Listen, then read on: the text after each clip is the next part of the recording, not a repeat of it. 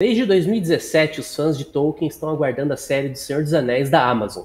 E agora, em janeiro de 2022, foi revelado que o título da série vai ser Senhor dos Anéis, Os Anéis de Poder. Segundo uma suposta sinopse que anda pela internet, diz que essa série vai ter como pano de fundo a Segunda Era da Terra-média. Lembrando também que já foi revelado que, em média, será gasto 465 milhões por temporada. Só pra você ter ideia, em Game of Thrones, em sua última temporada, gastou 90 milhões. Ou seja, a gente pode esperar uma alta qualidade em todos os quesitos. Mas o que seria essa Segunda Era da Terra-média? Exatamente o que eu quero falar nesse vídeo. Quais são os personagens e quais os panos de fundo possíveis que a gente vai ver nessa série que estreia dia 2 de setembro de 2022.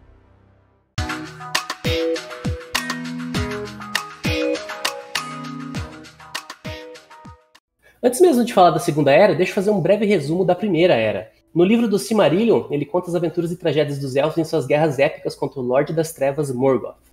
Após séculos de derramamento de sangue, Morgoth é finalmente derrotada na Guerra da Ira, que destrói grande parte do planeta. O evento é repleto de ação, com toneladas de dragões, homens, elfos, balrogs e outras criaturas sobrenaturais. Quando tudo está dito e feito, um continente inteiro é afogado e os sobreviventes de ambos os lados fogem. A maioria dos elfos eles seguem para oeste, para a Terra Celestial. No entanto, alguns dos elfos, junto com os homens e anões e todos os seres sobreviventes, dirigem-se para a Terra-média, onde a Segunda Era começa. Embora a Amazon não esteja explorando a Primeira Era, não há dúvida de que será um cenário importante à medida que o programa for se desenrolando. Graças à Guerra da Ira, incrivelmente destrutiva, a Segunda Era começa com um bando de sem-teto em busca de novos lares. Embora existam muitas histórias de assentamentos aqui e construção de reinos ali, alguns desses novos assentamentos merecem destaque. Primeiro temos os Portos Cinzentos, um porto estabelecido por elfos no primeiro ano da Segunda Era. O porto está localizado na costa noroeste do continente e se torna a principal conexão da Terra-média com o Oeste Esquecido. Os fãs dos filmes de Peter Jackson reconheceram o lugar, porque esse é o mesmo local em que o Frodo e Bilbo acabam saindo para o mar quando termina a Saga do Anel. Quase 1700 anos após a construção dos Portos Cinzentos, Elrond funda a fortaleza élfica de Valfenda. Elrond foi um alto elfo que Sauron odiava.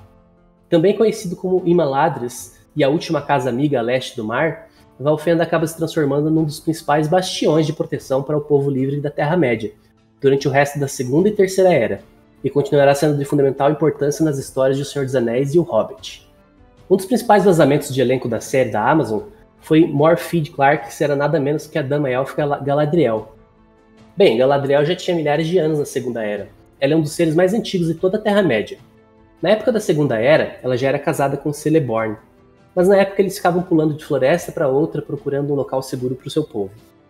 Embora seja um pouco confuso contar isso de uma forma linear, é certo que eles cruzam as Montanhas Nebulosas e se mudaram para Lothlórien, mas não como seus governantes. O casal tem bastante influência nos assuntos da época, e Galadriel recebe seu anel élfico, o qual ela usa para manter sua nova casa segura e próspera.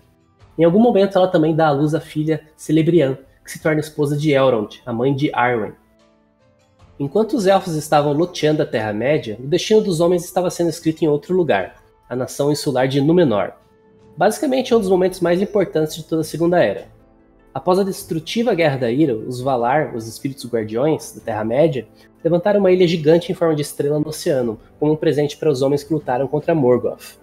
A ilha e a nação dos homens que eventualmente se instalam nela definem a Segunda Era. O mapa que a Amazon anunciou em sua conta do Twitter pertence a esse reino insular. Os primeiros homens a se estabelecerem na ilha são liderados por seu rei Elros, o irmão de Elrond.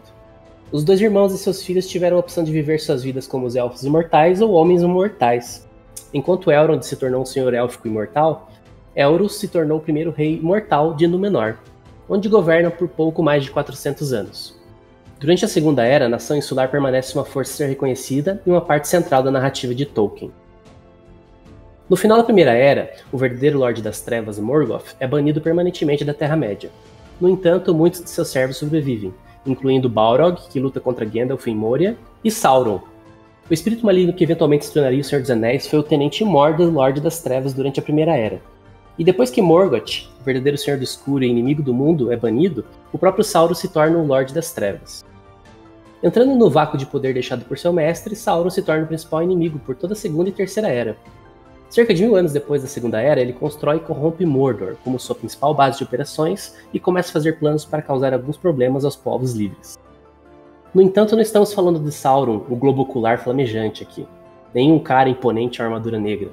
Nesse ponto da história, Sauron se apresenta como um elfo.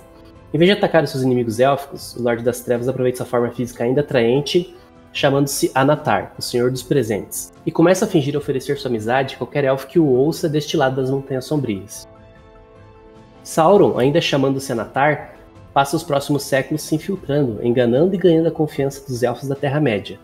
Enquanto alguns dos senhores élficos, como Elrond e Galadriel, não confiam nele, mesmo que não consigam descobrir quem ele é, a maioria dos demais elfos confia. No que diz respeito aos últimos, esse Senhor dos Presentes apareceu do nada e começou a conferir seu incrível conhecimento a todos. Um grupo de elfos que vive perto das minas de Moria fica particularmente encantado pelo Lorde das Trevas disfarçado. Eles são liderados por Celebrimbor e são famosos por serem artesãos incríveis. Com a ajuda de Anatar, eles começam a aprender a forjar anéis de poder. É nesse ponto da Segunda Era que Sauron forja secretamente um anel. Ele coloca toda sua essência no anel para usá-lo e controlar os outros anéis. Quando ele coloca um anel, os elfos percebem instantaneamente que foram enganados e os retiram para evitar o domínio dele. Irritado com o fato de que seu anel o entregou antes que ele estivesse pronto, Sauron se prepara para subjugar os elfos à moda antiga, com uma guerra.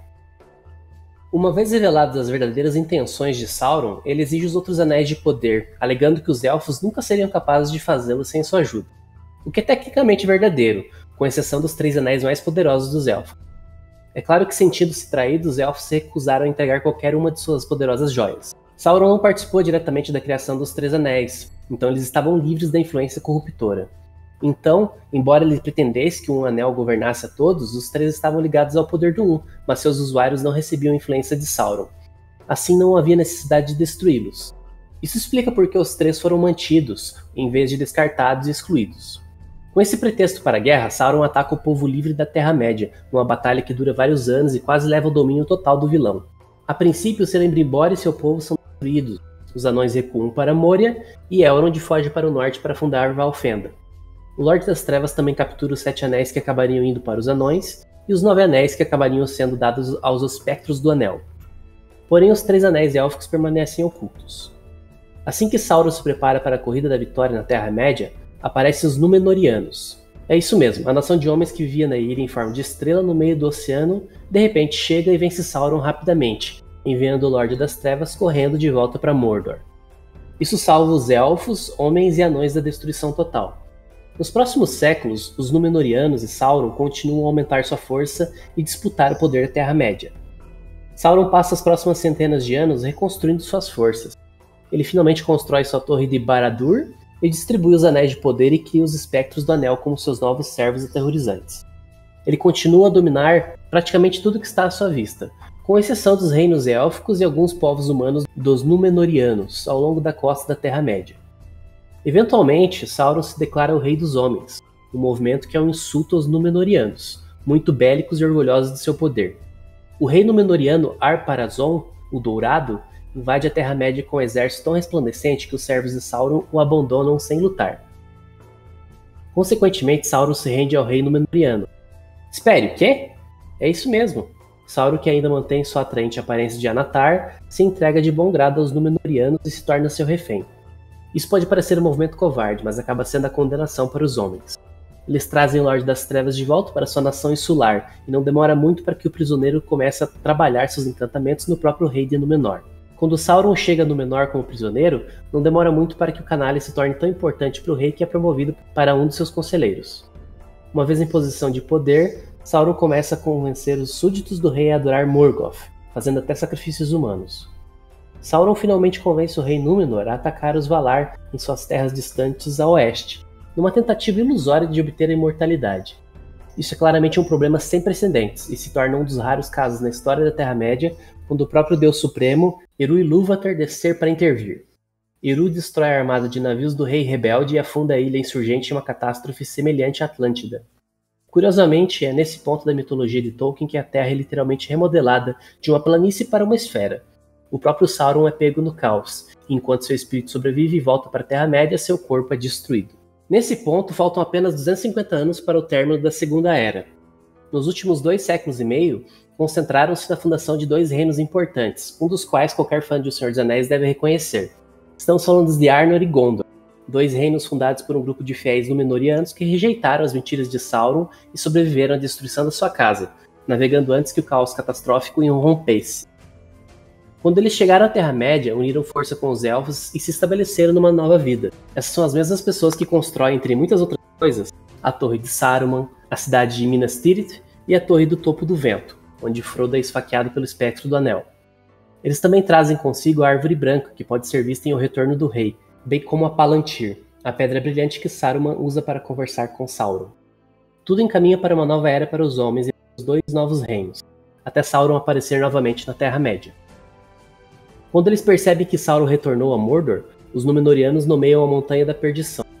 Pouco tempo depois, Sauron começa a atacar seus inimigos mais uma vez, e os elfos, homens, anões e todos os outros povos livres da Terra-média se unem para formar a Última Aliança. A Última Aliança é a primeira cena que assistimos em A Sociedade do Anel de Peter Jackson. A cena mostra como Saruman é destruído por sorte ou destino. Isildur, herdeiro dos homens de Gondor e Anor, corta o dedo que estava um anel, mas ele acaba se recusando a destruí-lo nas chamas da Montanha da Perdição. E bem aqui começa a tragédia novamente. Esses momentos no início da trilogia monumental de Jackson marcam o fim da Segunda Era. A época não apenas se encaixa perfeitamente com o material de origem cinematográfica existente, mas deixa uma enorme ajuda de histórias épicas para o pessoal da Amazon cavar enquanto os produtores escrevem e o estúdio se prepara para receber sua nova série. E aí, o que você achou dessa história? Se você gostou desse vídeo, curte aí, compartilhe com seus amigos e nos vemos no próximo vídeo.